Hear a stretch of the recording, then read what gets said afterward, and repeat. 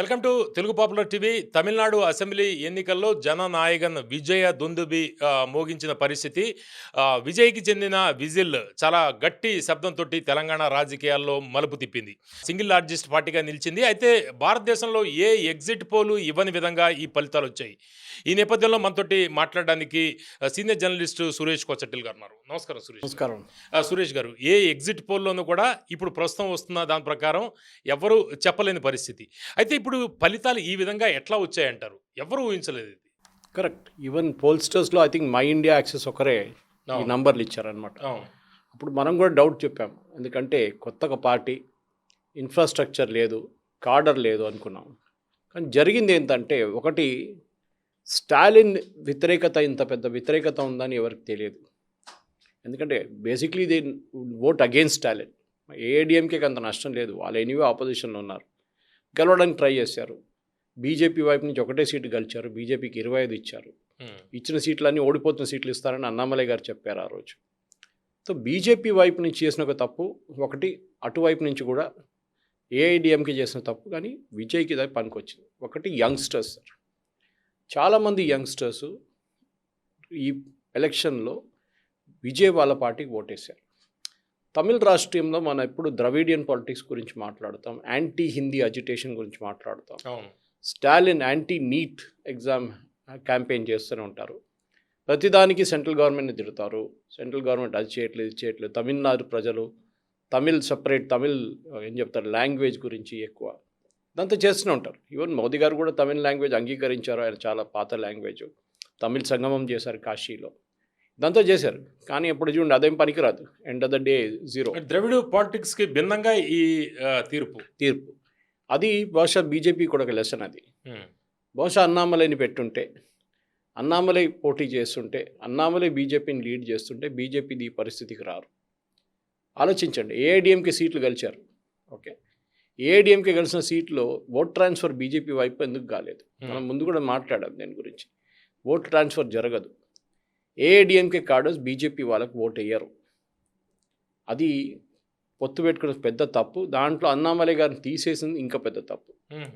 బహుశా బీజేపీకి ఇప్పుడు నెక్స్ట్ 2029 రాబోయే లోక్సభ ఎలక్షన్కి మార్పులు తీసుకురావాల్సి వస్తుంది. కానీ దాంట్లో గెలవడం చాలా కష్టం. ఎందుకంటే లోక్సభ అనగానే చాలా పెద్ద కాన్స్టిట్యున్సీ ఉంటుంది. అసెంబ్లీలో అప్పుడు కూడా ఛాన్స్ ఉంటుండే ముందు. కోయంబత్తూరు లాంటి ప్లేస్లో బీజేపీ స్ట్రాంగ్ హోల్డ్, అక్కడ బీజేపీకి ఎక్కువ పట్టు రాలేదు. సో డెఫినెట్గా దీంట్లో పెద్ద లెసన్ ఉంది.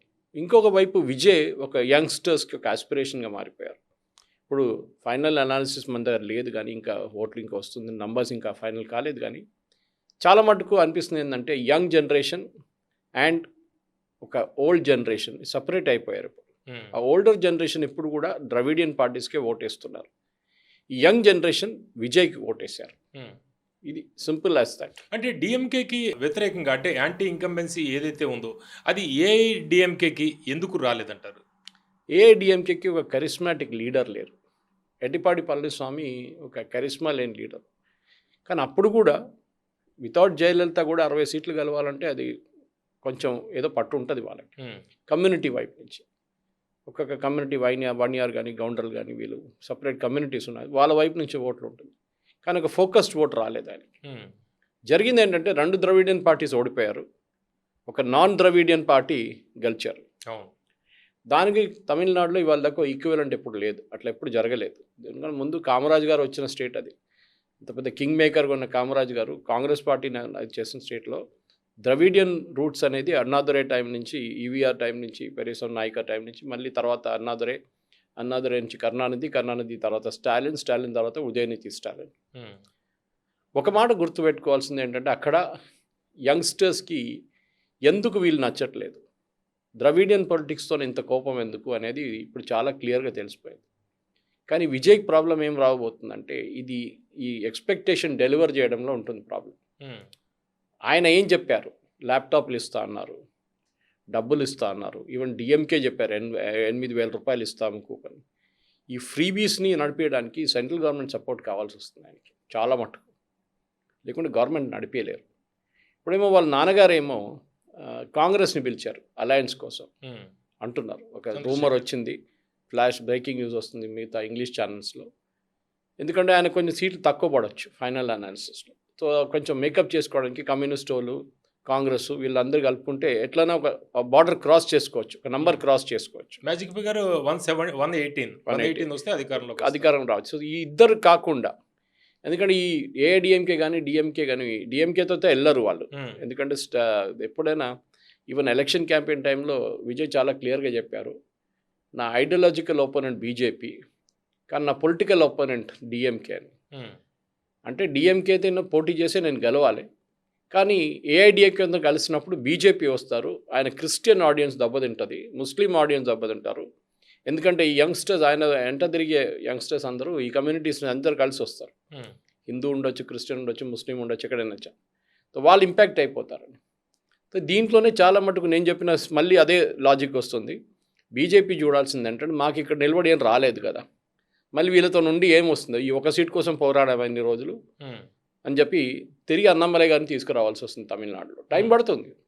బహుశా విజయలాగానే ఒక స్టార్గా అన్నామలై పైకి వస్తుండే, కానీ వీళ్ళు ఛాన్స్ ఇవ్వలేదు ఆయనకి.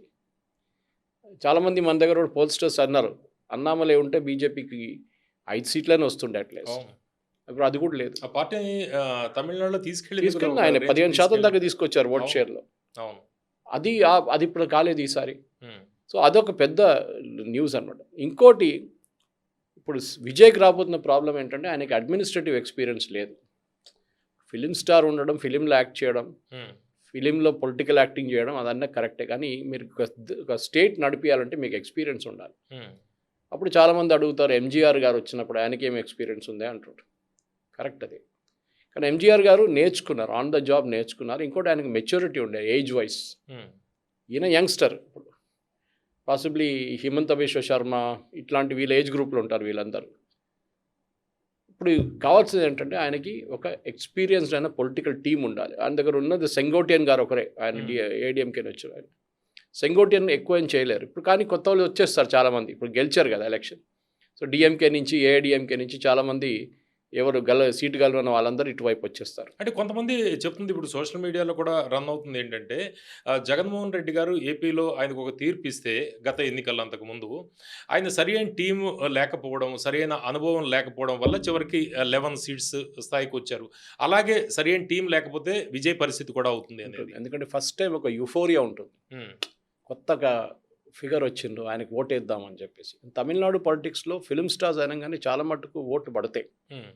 అది మనం చూసాం. కరుణానిధి గారు సినిమా కాకుండా కానీ ఫిలిం ఫీల్డ్ నుంచి వచ్చారు ఆయన, స్క్రిప్ట్ రైటర్ కానీ మిగతా. అదే టైంలో ఎంజీఆర్ గారు వచ్చారు.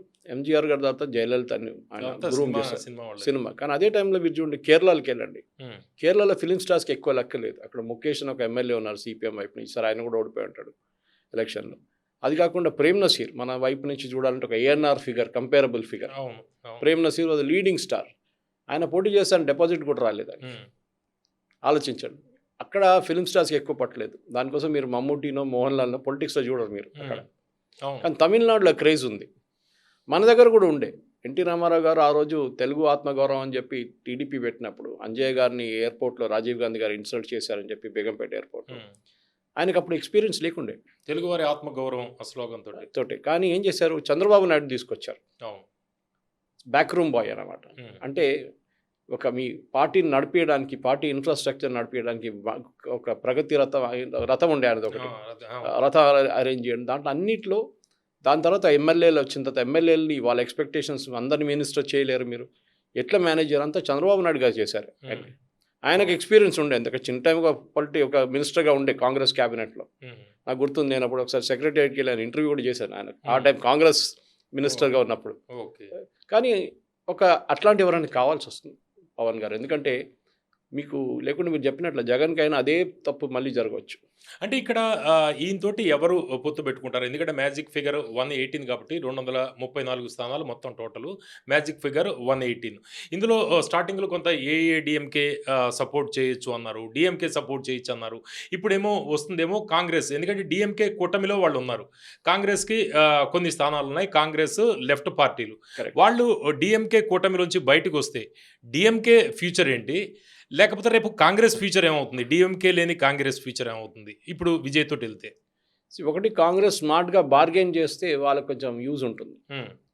బహుశా ఈ ఎలక్షన్లో తప్పు చేశారు డిఎంకేతో పొత్తు పెట్టుకొని తెలిసిన వాళ్ళు బయటకు వచ్చిన తర్వాత నెక్స్ట్ ఎలక్షన్లో లేకుంటే రాబోయే లోక్సభ ఎలక్షన్లో 2029లో వాళ్ళు ఏమైనా గెలవచ్చు ఆ సీట్లు, 3-4 సీట్లు ఈయన ఇచ్చిన తర్వాత. ఎందుకంటే తమిళనాడు అయితే 39 సీట్లు ఉందనుకుంటాను. దాని నుంచి ఈవెన్ 10 సీట్లు కాంగ్రెస్ డిమాండ్ చేస్తే 10 సీట్లు ఇవ్వరు అనుకోండి, 5 సీట్లు ఇస్తారు. అప్పుడు ఏం జరుగుతుంది? అప్పుడు కాంగ్రెస్ 5 సీట్లు గెలుస్తారు అక్కడి నుంచి. దీనికన్నా ముందు డిఎంకే అట్లా ఇస్తుండే వాళ్ళకి 25 సీట్లు తీసుకోండి అంతే, ఇందే ఉంది ఎక్కువ లొల్లి చేయకండి అని చెప్పి. కాంగ్రెస్లో ఒక సెక్షన్ దీనికన్నా ముందు కూడా మీకు గుర్తుంటుంది, అలయన్స్ ఫస్ట్ టైం విజయ్ వచ్చి ప్రపోజ్ చేసినప్పుడు అలయన్స్ కావాలని చెప్పి టీవీకేతోని కొంతమంది పార్టీ లీడర్స్ అడిగారు సెంట్రల్ లీడర్షిప్ దగ్గర. కానీ సెంట్రల్ లీడర్షిప్ ఏమో స్టాలిన్ని భయపడి, స్టాలిన్ ఏం అసలు మమ్మల్ని తీసి పక్కన పడేస్తాడు, నోబడి అయిపోతాం తమిళనాడులో అని చెప్పి అది నిరాకరించారు వాళ్ళు. అది వీళ్ళు చేసిన తప్పు చాలా మటుకు. ఓకే. ఇప్పుడు మనం సోషల్ మీడియాలో చూస్తుంటే 2 పదాలు తమిళనాడుకి సంబంధించి ట్రెండింగ్ అవుతున్నాయి. ఒకటేమో జననాయగన్ అనేది ఒకటి ట్రెండింగు. రెండోది త్రిషకి సంబంధించి కూడా ట్రెండింగ్ అవుతుంది. అంటే ఈరోజు త్రిష బర్త్‌డే. ఈరోజు మార్నింగ్ తిరుమల ఎళ్లారు. ఇప్పుడు రిజల్ట్ వస్తున్న టైంలో త్రిష విజయ్ ఇంటికి కూడా వెళ్లారు. త్రిష గతంలో ఒక స్టేట్మెంట్ ఇచ్చారు. నేను 10 ఇయర్స్‌లో సీఎం అవుతాను అనేది 2004లో ఇచ్చారు. అంటే 2014కి 10 ఇయర్స్. కానీ ఇప్పుడు ఆమె డిప్యూటీ సీఎం అయ్యే అవకాశం ఉందా? ఎందుకు నేను అడుగుతున్నా అంటే ఇప్పుడు విజయ్ 2 స్థానాల నుంచి ఆయన పోటీ చేశారు. ఒకటి త్రిచి ఈస్ట్, రెండోది పెరంబదూర్. ఈ రెండిట్లో ఒక నియోజకవర్గం ఆయన వదులుకుంటే ఆ నియోజకవర్గం ఉప ఎన్నికలో త్రిష పోటీ చేస్తుంది. త్రిష డిప్యూటీ సీఎం అవుతుంది అనేది కొంత ప్రచారం జరుగుతుంది. అవకాశం ఉందా? అవకాశం ఉంటుంది, కానీ డిప్యూటీ సీఎం అయితే గారు కావాలంటే ఎమ్మెల్యే కావచ్చు. ఎందుకంటే ఇప్పుడున్న 2 సీట్లలో I think Vijay Perambur retain చేసుకుంటారు. ఒకటి అది అర్బన్ కాన్స్టిట్యున్సీ, ఆయనకు పనిచేయడానికి ఈజీగా ఉంటుంది, అక్కడ డెవలప్మెంట్ చూపించడానికి ఈజీగా ఉంటుంది. ఓకే, త్రిచిలో వేసేస్తే కూడా ప్రాబ్లం లేదు, అక్కడ గెలిస్తే కూడా అది ఏం చెప్తారు చిన్న city compare to Chennai. So అక్కడ ఎక్కువ ప్రెషర్ ఉండదు ఆమె మీద. ఓకే, అది చిన్న కాన్స్టిట్యున్సీ కూడా పెరంబూర్ని కంపేర్ చేస్తే. సో ఎస్ ఉండొచ్చు, కానీ మనం గుర్తుపెట్టుకోవాల్సిందంటే ఎన్టీ రామారావు గారు కూడా పాలిటిక్స్లో దిగిన తర్వాత లక్ష్మీ పార్వతిని పెళ్లి చేసుకున్న తర్వాత వాళ్ళ ఫ్యామిలీ వ్యతిరేకత ఉండి కూడా తర్వాత ఆమె పాలిటిక్స్లో ముందుకు రాలేకపోయింది. ఆమె మీకు గుర్తుంటుంది, మీరు ఆ టైంలో మెయిన్ మీడియాలో పనిచేసిన మంచి మీకు గుర్తుంటుంది. అట్లాంటి పరిస్థితుల్లో డెఫినెట్గా ఒక ఫిలిం స్టార్గా వచ్చి ఎన్నికై ఖుష్బూ లాగానో మిగతా వాళ్ళలాగానో ఎలక్ట్ కావచ్చు. అంటే త్రిష లక్ష్మీ పార్వతి అవుతుందా లేకపోతే జయలలిత అయ్యే అవకాశం ఉందా? జయలలిత చాలా కష్టం, ఆ రోల్ డిఫరెంట్. దానికి ఎంజి రామచంద్రన్ గారు ఒకటి ఆమెను చాలా మంచిగా గ్రూమ్ చేశారు. డైరెక్ట్ పాలిటిక్స్లో తీసుకొచ్చి పడేయలేదు ఆమెను నా తర్వాత ఈమె అని చెప్పి చాలా క్లియర్గా చెప్పి ఆమెను అడ్మినిస్ట్రేటివ్ ఎక్స్పీరియన్స్ తెప్పించుకొని డే టు డే ఫంక్షన్లో ఇదంతా చాలా మటుకు జయలలిత పనిచేశారు. ఓకే, ఆమెకి దాని తర్వాత ఆమెకి అడ్మినిస్ట్రేటివ్ ఎక్స్పీరియన్స్ అక్కడి నుంచి వచ్చింది. సో ముఖ్యమంత్రి కాగానే ఆమెకి ఈజీగా అయిపోయింది అనమాట. ఐఏఎస్ ఆఫీసర్స్ని ఎట్లా డీల్ చేయాలి, ఐపీఎస్ వాళ్ళతో డీల్, వాళ్ళు ఆడే పాలిటిక్స్ ఇంకో లెవెల్లో ఉంటుంది. కాకుండా మీ పొలిటికల్ ఒపోనెంట్స్తో ఎట్లా మాట్లాడాలి. అసెంబ్లీలో అంత జరిగాక కూడా నిలబడింది కదా కర్ణాటక చేతిలో. అదేంట. సో ఇప్పుడు వీళ్ళకి మెజారిటీ జస్ట్ అబౌట్ మెజారిటీ వచ్చింది అనుకోండి, ఈ 2-3 పార్టీలు పెట్టుకొని వాళ్ళేం డిమాండ్ చేస్తారు, వాడు ఏమైనా మళ్ళీ నాకు ఉప ముఖ్యమంత్రి కావాలని కాంగ్రెస్ వాడు అంటారా, అదన్నీ ఉంటుంది ఇష్యూస్. ఎందుకంటే ఈయన ఎక్స్పీరియన్స్ లేదు చూడండి పాలిటిక్స్లో. ఎక్స్పీరియన్స్ లేనప్పుడు మిమ్మల్ని వెనక నుంచి చాలా మంది పొడుస్తారు మిమ్మల్ని. కరెక్ట్. అది మీరు కరెక్ట్గా తట్టుకోలేకపోతే మీ పార్టీ మెజారిటీ కూడా రేపు పోవచ్చు, సడన్గా డిసపియర్ అయిపోతారు పార్టీ మెజారిటీ. అది మనం చూసాం చాలా కేసెస్లో అట్లాంటి. పొలిటికల్గా మీకు complete on your own majority వచ్చి 120-130 సీట్లు వస్తే దాన్ని మీరు ఏం టెన్షన్ పడక్కర్లేదు. కానీ మీకు ఆ సీట్లు రాకపోతే, ఎందుకంటే మనకి ఇంకా ఫైనల్ ఫిగర్స్ రాలేదు, ఆ సీట్లు రాకపోతే ప్రాబ్లం కాబోతుంది. అంటే సురేష్ గారు, త్రిష ఒకానొక టైంలో అమిత్ షాని ఢిల్లీలో కలిశారు. అంటే ఈ పొత్తుల విషయంలో కొంత ఏదో మాట్లాడారు. పొత్తులు జరగకపోయినా కూడా ఏఐఏడిఎంకే కూడా కొంత ఆఫర్ ఇచ్చింది విజయ్కి అనేది అప్పట్లో ప్రచారం జరిగింది. ఇప్పుడు డిఎంకే కూటమిలో ఉన్న కాంగ్రెస్ కావచ్చు లేకపోతే లెఫ్ట్ కావచ్చు, వీళ్ళు ఎలా సపోర్ట్ ఇస్తున్నారో అట్లా రేపు బీజేపీ నుంచి ఈయన ఏదైనా సపోర్ట్ తీసుకునే అవకాశం ఉందా? ఎందుకంటే చాలా హామీలు ఇచ్చాడు ఇప్పటికే తమిళనాడులో. ఎందుకంటే ఆ హామీలు నెరవేర్చాలంటే కేంద్రం సపోర్టు తప్పనిసరి అవుతుంది. బీజేపీకి 5 ఎమ్మెల్యేలు ఉండాలండి, ఆ పరిస్థితి అయితే ఇప్పుడు కనిపించట్లేదు. బీజేపీకి లాస్ట్ నేను అనుకుంటే ఒక ఎమ్మెల్యే వస్తారు అంతే, మాక్సిమం ఒక ఎమ్మెల్యే సీట్ వస్తుంది వాళ్ళకి. అంటే బీజేపీ నుంచి డైరెక్ట్ ఎమ్మెల్యేలు రాకపోయినా కొంత పరోక్షంగా ఇండైరెక్ట్ గా చేసుకోవచ్చు. ఎస్, మీరు చెప్పిన ప్రశ్న. రేపు లోక్సభ ఎలక్షన్లో మాకు 5 సీట్లు ఇవ్వండి అని అడుగుతారు. కేంద్ర నిధులు లేకుండా పనిచేయరు, ఏ గవర్నమెంట్ పనిచేయలేరు. అది మీరు చూస్తున్నారు. ఇప్పుడు హైదరాబాద్ మెట్రో కోసం రేవంత్ రెడ్డి గారి మీద ఎంత ప్రెషర్ పెట్టారో మోదీ గవర్నమెంట్ మనకు తెలిసింది. ఎల్ఎన్టీ నుంచి మొత్తం 18,000 స్టేక్ మీరు కొనాల్సింది, ఆ లోన్ మీరు తీసుకోవాల్సిందని చెప్పి ప్రెషర్ పెట్టారు. లేకుంటే phase 2 phase 3 ఫండింగ్ మా ద్వారా మేము ఇవ్వమని చెప్పారు చాలా క్లియర్గా. నేను ఎందుకు చెప్తున్నా అంటే ఇట్లాంటి ప్రెషర్స్ మళ్ళీ వస్తుంది, విజయ్ మీద కూడా ఉంటుంది. ఎందుకంటే మీరు ఈ ఫ్రీబీస్ తెచ్చుకుంటూ పోతే మీకు రేపు డబ్బులు కావాల్సి వస్తుంది. తమిళనాడు లక్కీలీ వాళ్ళ పర్ క్యాపిటల్ హై ఉంది, వాళ్ళ మ్యానుఫ్యాక్చరింగ్ బేస్ చాలా స్ట్రాంగ్ ఉంది. సో వాళ్ళ జిఎస్టీ కలెక్షన్స్ కూడా బాగుంది, స్టేట్ జిఎస్టీ. అది కాకుండా వాళ్ళది మిగతా ట్యాక్సెస్ కూడా బాగానే కలెక్ట్ చేసుకుంటున్నారు వాళ్ళు. ఆ పరిస్థితుల్లో వాళ్ళకి ప్రాబ్లం లేదు. కానీ అప్పుడు కూడా సెంట్రల్ గవర్నమెంట్ సపోర్ట్ కావాల్సి వస్తుంది దేనికైనా కానివ్వండి. రేపు మిమ్మల్ని ఏదైనా మమతా బెనర్జీని ఎట్లా చేశారో అట్లా రేపు విజయ్ని కూడా చేయొచ్చు. ఓకే, నేను ఇన్కమ్ ట్యాక్స్ రేటో ఈడీ రేట్స్ గురించి చెప్పట్లేదు, కానీ ఎట్లయినా అట్లా పొలిటికల్ మౌజ్ ఉంటుంది ఎట్లా ఏదో ఒక దాంట్లో. ఆయనకైతే ఎక్స్పీరియన్స్ కూడా లేదు. ఎక్స్పీరియన్స్ ఉన్నవాడే డీల్ చేసుకుంటారు ఈజీగా ఇదేంటని చెప్పేసి. ఈవెన్ మమతా బెనర్జీ కూడా ఆమె ఎట్లా మీరు చూసుంటారు, రేడ్ జరుగుతున్న ప్లేస్కి వెళ్ళి ఫైల్ తీసుకురావడం, బయటికి అది చేయడం, డ్రామా చేయడం అన్నీ చేస్తుంది. కానీ విజయ్కి అది రాదు. ఆయన ఇప్పుడు దాకా ఒక ఫిలిం స్టార్ లెవెల్లో పనిచేశారు. ఎన్టీ రామారావు గారు ఆ రోజు పాలిటిక్స్లో దిగినప్పుడు కూడా అంతే సంగతి. కానీ ఆయనకి ఏంటంటే ఒక కరిస్మా ఉండే, మెచ్యూరిటీ లెవెల్ ఇక్కడ ఉంది. విజయ్ ఇక్కడ ఉన్నాడు, ఇంకా ఎంజీఆర్ గారు ఇక్కడ ఉన్నారు, జయలలిత ఇక్కడ. So he has to grow with age. ఆ ఫిలిం స్టార్ రోల్ నుంచి బయటికి రావాల్సి వస్తుంది, ప్రజల్లో వెళ్ళి మాట్లాడాల్సి వస్తుంది. మొన్న ఆయన చూసాం, మన సైకిల్ నడిపిస్తున్నారు, సడన్గా బస్ బయట ఎవరో వచ్చి పూలు వేసారు, భయపడి పారిపోయాడు. సో అదన్నీ చేయకూడదు. అది ఆప్టిక్స్ అంటాం మన ఇంగ్లీష్లో, చాలా ఇంపార్టెంట్ పాలిటిక్స్లో. సో ఒక కొత్త పొలిటీషియన్గా వచ్చినప్పుడు మిమ్మల్ని అడ్వైజ్ చేయడానికి ఒక స్ట్రాంగ్ టీం ఉండాల్సి. ఓకే, నాకు గుర్తుంది ఈవెన్ చంద్రబాబు నాయుడు గారు ఉన్నప్పుడు కూడా ఆయనకు కూడా అడ్మినిస్ట్రేటివ్ ఎక్స్పీరియన్స్ ఎక్కువ లేకుండా ముఖ్యమంత్రి అయినప్పుడు. అప్పుడు ఎస్వి ప్రసాద్ కానీ వీరు చాలామంది ఒక మంచి టీం తయారు చేశారు వాళ్ళు. అది ఉంటుంది. అట్లాంటి ఒక టీం తయారు చేస్తేనే మళ్ళీ మీరు ప్రాజెక్ట్స్ చేయొచ్చు. తమిళనాడుకి ఇప్పుడు కావాల్సింది ఏంటంటే, ఒకటి కేంద్ర వైపు నుంచి చాలా మటుకు ఫండింగ్ కావాలి వాళ్ళకి, అది లేకుండా చేయాలి. అది ప్రతి స్టేట్లో ఆ ప్రాబ్లం ఉంది. అందరూ ఓవర్ డ్రాఫ్ట్ మీద నడుస్తున్నారు, అందరూ అప్పులు తీసుకుంటున్నారు. కానీ మళ్ళీ సెంట్రల్ గవర్నమెంట్ నుంచి రావాల్సిన స్కీమ్ తీసుకోవాల్సి. Stalin was dead against it. మీకు గుర్తుంటుంది, ఏం చెప్పినా కానీ Tamil pride, anti Hindi, central government నుంచి మన తమిళనాడుకి ఏమొస్తుంది, మేము 100 రూపాయలు ఇస్తే మాకు 10 రూపాయలు ఇస్తున్నారని చెప్పి అన్ని అట్లాంటి డైలాగులు ఉంటాయి. నీటి విషయంలో వ్యతిరేకించారు. అది కాకుండా మొన్న తీసుకొచ్చిన ఉమెన్స్ రిజర్వేషన్ బిల్ని వ్యతిరేకించారు, బ్లాక్ షర్ట్లు వేసుకున్నారు. అదేం పనికిరాలేదు ఎలక్షన్ చూడండి ఫైనలీ. ఓకే, అంటే తమిళనాడు ప్రజలు కూడా వ్యతిరేకించారు, అందరూ పోయారు. తమిళనాడు పొలిటిక్స్లో తమిళనాడు ప్రజలు కూడా అది వ్యతిరేకిస్తున్నారు తెలిసిపోయింది దాంతో. సో బహుశా అది మన విజయ్ కూడా ఒక మంచి లెసన్ అది. చూడండి, ఇట్లాంటి డ్రామాలు చేస్తే ఏం కాదు, పని చేస్తేనే ఓట్లు వస్తాయి మీకు అని చెప్పేసి. సో ప్రజల ఎక్స్పెక్టేషన్ ఎంత మటుకు ఎన్టీ రామారావు గారి మీద ఉన్న ఆ ప్రెషర్ ఉంది చూడండి, అదే ప్రెషర్ ఇప్పుడు విజయ్ మీద వస్తుంది పర్ఫామ్ చేయడానికి. నెక్స్ట్ హర్డిల్స్ ఏంటి ఇప్పుడు రేపు విజయ్కి ముందున్న ఇబ్బందులు ఏమి ఉండబోతున్నాయి? ఒకటి మెజారిటీ అండి. ఇప్పుడు రేజర్ థిన్ మెజారిటీ వచ్చింది అనుకోండి, ఈ కాంగ్రెస్, సిపిఐ వాళ్ళు పొత్తు పెట్టుకుంటే వాళ్ళ డిమాండ్లు పెడతారు. అది అన్రీజనబుల్గా ఉంటుంది. అది కాదు, నాకు అక్కర్లేదు, మైనారిటీ గవర్నమెంట్ నడిపిస్తాడు, అది కూడా చేయొచ్చు. మన్మోహన్ సింగ్ గారికి మెజారిటీ లేకుండే కదా, మైనారిటీ గవర్నమెంట్ నడిపించారు.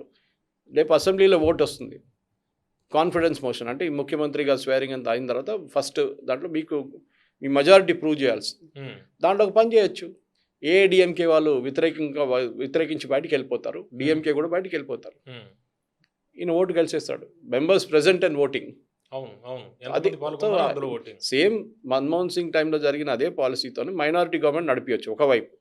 ఇంకొక వైపు మీరు చెప్పినట్లు కాంగ్రెస్ కానీ సిపిఎం కానీ సిపిఐ వీళ్ళందరినీ తీసుకొని వాళ్ళ మెజారిటీతో నడిపిస్తే ఎస్, కానీ వాళ్ళ వైపు నుంచి ఉన్న ప్రెషర్ ఆయన హ్యాండిల్ చేయాల్సి వస్తుంది, పొలిటికల్ ప్రెషర్. అది చూసుకోవాలి.